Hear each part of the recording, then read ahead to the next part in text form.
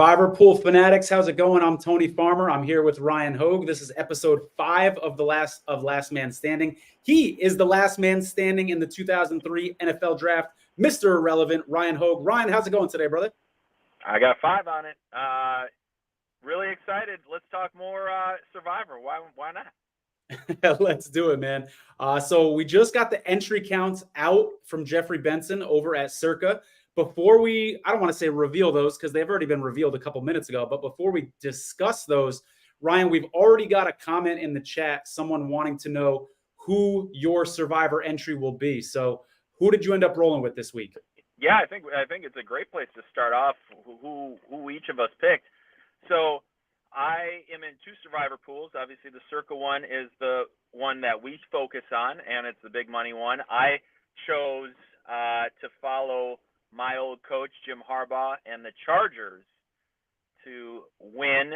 And then my other one, a little smaller, I went on a limb and chose the Jets for that one.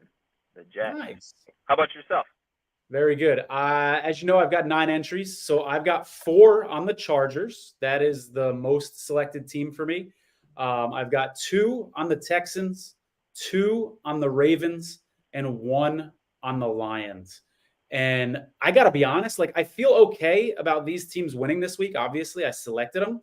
But when we see the entry counts here in a minute, you'll see why I don't necessarily love where I'm sitting headed into week 2. I'm not completely surprised, but I'm definitely on the teams that are higher on the entry counts, which I don't love.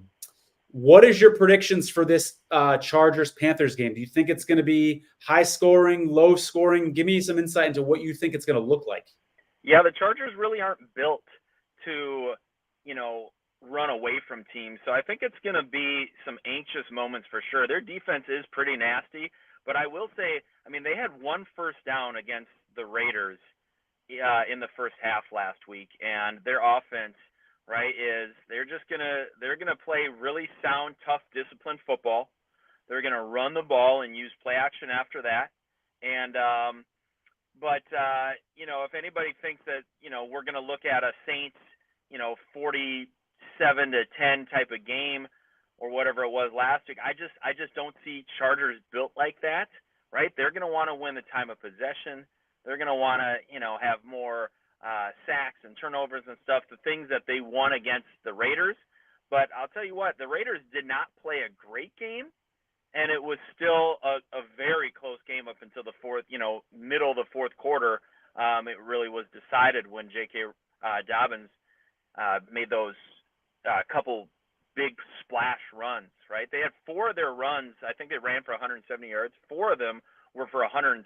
So the Raiders really bottled them up. And obviously, as a sports broadcaster for the Raiders, I paid close attention to that game. That's not to say, the Chargers are absolutely a good team, but I think they're built from a defensive standpoint. The way Jim Harbaugh likes to do it, he wants to keep the ball, he wants to keep it close, like a lot of NFL games are.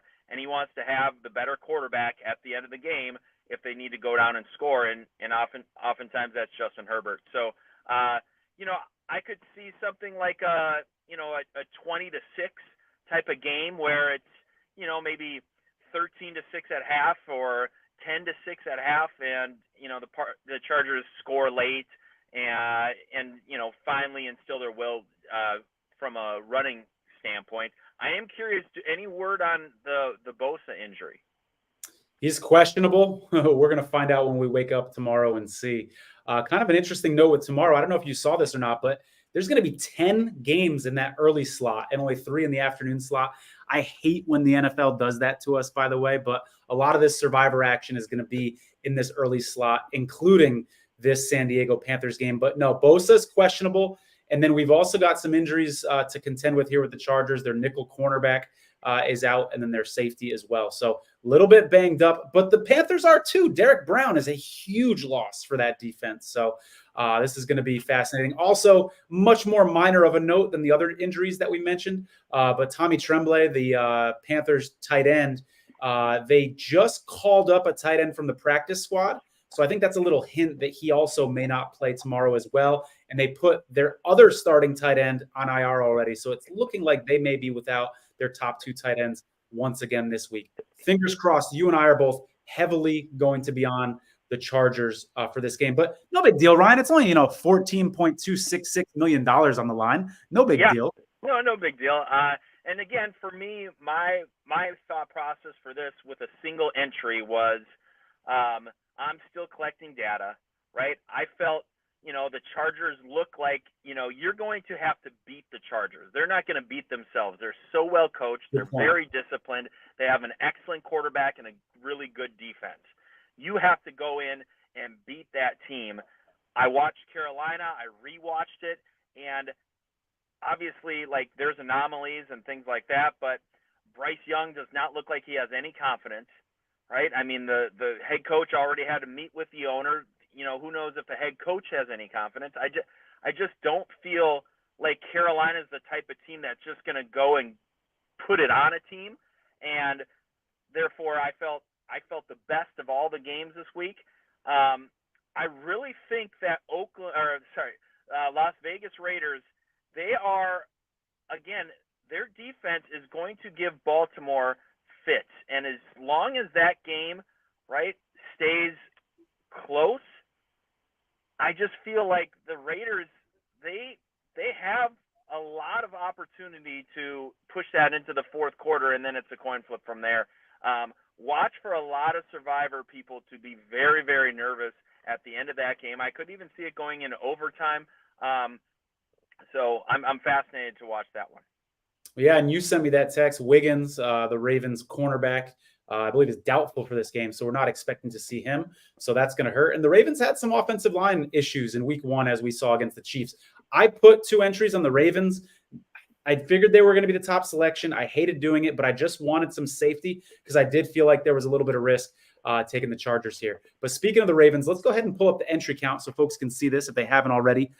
We had 22 more no picks. Ryan, high five on that. That's always good to see. That helps our equity. And then 5 people lost on the Dolphins. So we're 27 less people than we were a couple minutes ago. A couple things I want to point out on this list. Check out the Giants have 26 entries on them as an underdog. And the Commanders have 139. So that's at least 26 that are getting knocked out in that game. And then kind of a similar deal. Cardinals and Rams are almost split 14 and 16. There's actually more on the Rams here. So there's going to be at least 40 knocked out in those 2 games alone. Does anything else surprise you here, Ryan? I have a couple things that surprised me when I first saw these numbers. I want to know what 7 people are betting that the Broncos, after watching that an embarrassment of an offense, watching that offense, I don't know who feels good about Bo Nix going and playing against just a filthy defense. I don't get why 7 people would bet that. Can you bring it back up again, please, Tony? Yeah, absolutely. So that was one thing that really, really, kind of jumped out to me. I was really surprised the Texans were such, were picked by over 2,000 people. I think, yes, the Texans looked good last week. They didn't actually look as good as I thought they were going to. The Bears' defense is obviously really, really good. And, the Bears are tough to score on. I don't know what their offense is going to do. I mean, the Texans had a couple turnovers. Otherwise, the Colts were kind of doing what they wanted against the Texans offensively. So I don't feel great about if I'm one of the 2,000 people with the Texans, I don't feel great about that game either. I guess I'm 2 of those 2,000 entries on the Texans, and I feel okay about that. What I like is that 2 of the Bears wide receivers are basically going to be game time decisions. So I want to go into that game. And, I hate rooting for injuries and sounding like an asshole because you never want to see people get hurt. But from a Survivor perspective, I wouldn't mind waking up and seeing that one of those 2 wide receivers, Keenan Allen or Odunze, are going to be out for the Bears. I'll feel a little bit better about that. If they're both starting, I'll feel a little more uneasy going into that game, but overall still feeling somewhat confident. I'm right with you on being surprised that Texans number was as high as it was. I really didn't think it was going to be over 2,000 here. In fact, I wouldn't have been surprised if the Chargers were more heavily utilized than the Texans. But what I think we're seeing here, Ryan, is people, rightfully so, are opting for safety early on. I think that the Texans are viewed as a safer option than the Chargers. I mean, just based off of the point spread and the win probability alone. And so I think that that is kind of the theme of the picks that we're seeing here. Lions, not the most strategic pick because they play on Thanksgiving, but they're feeling pretty safe because the Bucs have so many injuries in that secondary, right? Cowboys, not the most strategic, but they're pretty safe against the Saints, 7-point favorite. You could say the same thing about the Eagles. The Eagles don't have a holiday game, but there's a lot of chances that you can use the Eagles later in the season. People said, you know what? I'm going to take the Eagles anyway. So I think there's a lot of people opting for safety. But look at those 139 on the Commanders. They're not opting for safety. Look at those 14 people on the Cardinals. They're not opting for safety. I mean, there are, and even the Steelers, I would say too, 87 people on the Steelers. Those people are making a move. I respect it because, as we talked about, if you're going to win this thing, if you're going to go all the way to the end and be the last man standing, you need to make a big move. And some people are making those moves early in week 2. I respect it. I think putting 4 on the Chargers is kind of a big move, to be honest. But it's not quite like Commanders and Cardinals. That's ballsy, man. Tony, my question to you is there some sort of tool out there that we can go to look at which of those, like the people that do take the Commanders, like I can't imagine that there were a lot of people that are single entry that are picking the Commanders. But I could imagine somebody like you that has 9 entries. Is there some sort of tool we can go and look at on the internet and find that information out? Yeah, it's a great question. So when Circa posts on their Twitter this document right here, every week on Saturday, they also post a link. And on that link is where you can see, who picked what. And you'll see like Commanders. You're like, oh, that person right there, they picked Commanders. Survivor Atlas as well. I'm going to go ahead and put them up here. If you're not following Survivor Atlas, make sure you do that on Twitter at Survivor Atlas. Also go to survivoratlas.com. And I wanted to mention Survivor Atlas, Ryan, because you said on this show, who the heck is on the Broncos? There's a guy in the Discord channel who's telling everybody, pick the Broncos. Now, is he playing, mind games? Is he playing psychological warfare and he thinks the Steelers are going to win? So he's telling people to pick the Broncos? I don't know. But all week, he's been making a case in that Discord channel why people should pick the Broncos. So I sure am going to look and get his screen name and see if he followed through with that Broncos pick there. Real quick on that game, Ryan, I almost picked the Steelers. It crossed my mind just because the prospects of Bo Nix going against that dominant defensive line for the Steelers really excited me. When I saw that Garrett Bowles was playing for the Broncos, though, he was kind of removed from the injury report. That made me say, all right, you know what? That makes that game a little less safe for the Steelers. Are you surprised that the Ravens aren't a little bit higher? 26.5. I wouldn't have been shocked to see the Ravens at 33, 34, 35. It was a few percentage points lower than I was expecting. Yeah, they must have watched our podcast and listened to why I thought the Raiders had a fighter's chance or a puncher's chance in that. The 2 games I'm really paying attention to, I think the Bucs beat the Lions on Monday night, or not on Monday night, sorry. But I think the Falcons at least take it to the fourth quarter, if not beat the Eagles. And a lot of people disagree with me there, but I would not be surprised at all if I had to pick 2 for sure upsets. Right, I gave my case for why the Raiders are absolutely in play and things like that. But I would predict the Bucs to beat the Lions. I think they'll be able to pass all over the Lions. And I like the Falcons. I've been on the Falcons all year. I might be wrong about them, but I'm staying with them, and I think they beat the Eagles. The more that I've looked at that Falcons-Eagles game since our show, the more I've kind of opened my eyes a bit to a Falcons upset. The Falcons play the Chiefs on short rest in week 3. They don't want to be 0-2 going into that game against Kansas City because that's the closest thing you can get to being 0-3 already. And so this is going to be a desperate game. I wouldn't be surprised to see this be a desperation game. Like maybe we see a fake punt or we see them go for it in unconventional times on 4th down, etc. They need to win this game. They know it. And the Eagles are coming back. Yeah, they got a couple extra days of rest, but they're coming back from that long trip in Brazil.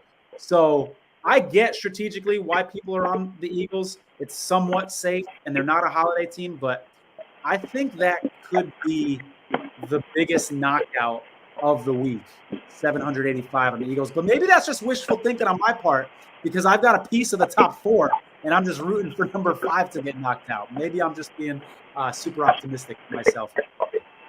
All right, last question to you, Tony, before I become a shadow because my car isn't light enough to keep me apparently lit up. But you briefly mentioned that you don't like where you're at in terms of what everybody else picked. Can you just talk through as a multi-survivor entry person? We're at week 2. Are you even like contemplate? Is that factor in the fact that you're kind of chalk and that's an issue this early in the season? Yeah, I still don't like it. I like to zig while other people zag. I'm probably going to say that same sentence about 20 times on this show. I had a feeling it was going to look somewhat like this. Again, I thought that the Texans were going to be a little lower. The Ravens were going to be a little higher. Wouldn't have been surprised if the Chargers were 2 and Texans were 3. But I had a feeling I was going to be on the top 4 selected teams, and I kind of did it begrudgingly. To your point, it is early in the season, but still, I'm jealous, dude. Like, the guys that are on, like, the Commanders and stuff, they're going to have more of a sweat than me, I think. But that's pretty sweet when you can be on the Commanders, Yep. for instance, or the Seahawks, for instance, and just root for carnage. Yep. And then here's the other thing, Ryan. Some people would say if you're on the Commanders and the Ravens, Texans, and Chargers all win, then you made the wrong move. No, because now 26% of the field that's advanced on the Ravens can't use the Ravens going forward. Yeah, totally. So now you're more likely to be on an island moving forward as well. And so I still, even early on in this contest, I do like to be on an island. I'm not this week. It makes me a little uncomfortable, but sometimes you got to have a week like this and get through it. So that's kind of my mindset. Any other thoughts before we sign off here, Ryan? No, but I have a special guest coming next Tuesday joining us on the podcast. Tune in, and you will find out who that special guest is. Awesome. And for anybody who hasn't seen our last episode yet, episode 4, go ahead and check that out. We talk about every single game from a survivor pool perspective. We analyze it, and we had an awesome special guest on that show as well. So thank you guys for listening. It's so nice to see our audience grow. We had over 300 people watch the last episode. I see some good numbers here on this live stream. So good to hear from you guys. We got comments here, Ryan. Oh, my goodness. They've just been building up. Hold on 1 second. Let me get these out of here. He needs to pee in a cup. That might be a reference to you being in your car, maybe. There we go. Yeah. Ryan, chill out. Sitting in your Texans easy money. They're saying, chill out, Ryan. Okay. They think you're a little too uptight about the Texans. Let's see what we got here. I wish I saw these earlier. That's a bad job on me as the host. The NFL is so tough in the early parts of the season. We really don't know who the Chargers or the Panthers are at this point. Totally agree. Fair point. We say week 2 is overreaction week. Don't overreact. Maybe the Panthers aren't as bad as they looked week 1. Maybe the Chargers aren't as good as they looked week 1. Completely fair point. If I had one entry, I would have taken the Texans as the safe play. But if LAC wins, that will definitely improve the equity of Ryan's pick versus, absolutely. And I took Houston week 1, so I couldn't take Houston. Good point. Very good point. Yeah. I like what this person said, and that's why I'm going to be rooting so hard for the Chargers tomorrow. Not just because obviously I want to survive. I want you to survive, Ryan. But if we can get through on the Chargers, you don't need to be a big NFL fan to know they're not as good of a team as the Texans and as the Ravens and several other teams, Lions, etc. So we'll be in a really good place if we can get through on those. Fingers crossed. Let me see if we have any. Oh God, we've got all sorts. Ryan rolling on 20s. What's that mean? The answer is always yes. All right. I'm just gonna leave this one up there because I think that it's funny. Look at these gangsters with their hats backwards. I like that. People noticing our style here. All right. Good stuff. I can't even see my face anymore. What does this mean? He's been huffing too much Galaxy gas. What does that mean? You know? Because of me saying why the other teams are in play. Got you. Okay. And then we've got this one here. Texans are going to smash. Who's the rookie throwing to Ryan? Very good. Very good. You're awfully dark over there, brother. I know. There's nothing I can do either. This is as light as my car gets right now. No worries, dude. Get it? We'll go ahead and sign off. So good to see the comments in here. I love seeing this audience grow. Good luck, everybody. It's going to be a fun Sunday, 10 games in that early slot. Enjoy it, everybody. Take care.